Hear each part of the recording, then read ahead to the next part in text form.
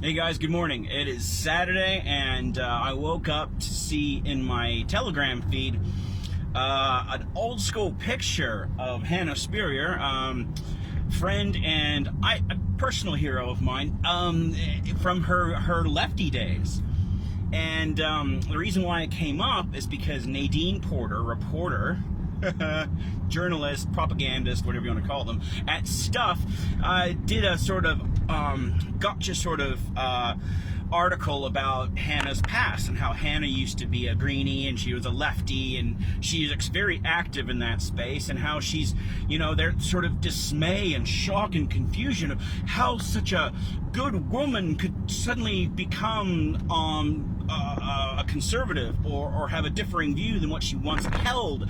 And they almost like make it look as though her default position of when she was a greenie or a lefty back in the day was good, but anything she's done since then is bad. And it's just bullshit, because I did a story years ago about myself. Yeah, why not? So I did a story, and the story was pretty simple. It was a video. It was basically, am I the biggest news story in New Zealand? And it wasn't necessarily about me. It was just about the concept of people like me who were once lefties, because I voted for Barack Obama twice. I was a lifelong Democrat, and had a Subaru and a fucking Prius. Like, I couldn't be any more lefty. I lived in Portland, for fuck's sake. I couldn't be any more lefty if I tried. And I always loved the idea that Kiwis would be fascinated by how is it that someone once so left could swing so far to the right. What was the catalyst? What were the conditions and inputs that created that? And what Nadine Porter of Stuff never did was answer that question, because she never reached out to Hannah. She never asked for comment. She just kept going along the same line and tact that Stuff took when they did their Fire and Fury doco, in which they slandered myself, Hannah, Kelvin, and everyone else in there. It's just the same tact. So the big story in all this isn't just Hannah. It's not me. It's the fact that people like us, who were once so very left, have now swung far to the right, because we were really impacted by something. We really felt a significant shift in our own consciousness because of things that we have become aware of. When I was a lefty in the States, I was oblivious, and then I started doing actual research and stopped relying on the mainstream media to tell me everything. And again, I just would start checking both sides of the conversation to see what would make sense.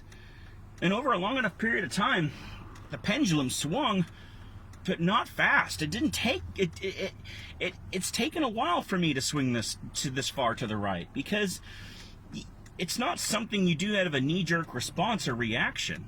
You do it over dozens and dozens, if not hundreds, of pieces of information or articles you've read or insights that show you the criminality, show you just how evil the left have become, despite the fact that they paint themselves up as kindness all the time.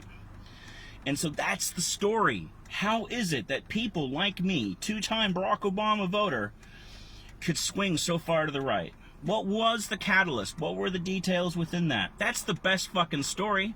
That's the biggest story in the whole world right now. How is it that people are changing their minds? And how, and despite fierce headwinds from media, social media, government, yet people are continuing to migrate away from leftist progressive policies towards rational thinking, more ethical, fact-based and reasoned-based outcomes. That's what they want.